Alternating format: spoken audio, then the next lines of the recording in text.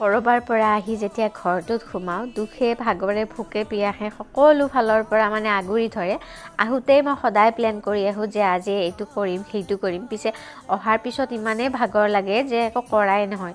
আজি পিছে মই ঘৰত অকলে আছিলোঁ, ভাবিলোঁ যে অকণমান কিবা স্পেচিয়েলকৈ খোৱা যাওক। মোৰ আকৌ স্পেচিয়েল মানে এনেকুৱা পুৰা পিটিকাবিলাক হ'লেই হৈ যায়, গতিকে আজি ভাবিলোঁ বিলাহী পুৰিম আৰু যিহেতু ঘৰত মই অকলেই আছোঁ ভালকৈ খাম।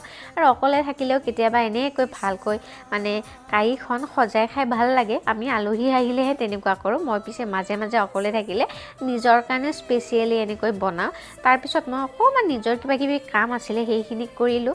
তাৰপিছত ভাবিলোঁ যে সপ্তাহটোৰ গোটেইকেইটা দিন যিহেতু ইউনিভাৰ্চিটিতে যায় অকণমান স্কিনৰ মানে কেয়াৰ কৰিব লগা হৈছে আৰু, গতিকে মই ইয়াত মানে অকণমান আলুৰ ৰস উলিয়াই লৈছোঁ, কফি দিছোঁ, হালধি দিছোঁ আৰু অকণমান নাৰিকলৰ গাখীৰ দিছোঁ আৰু এইখিনি মই এতিয়া লগাম। আপোনালোকক দেখাই নাথাকোঁ আৰু বাৰু আজিলৈকে মানে পুনৰ আহিম নতুন এটা ভিডিঅ'ৰ সৈতে। বাই।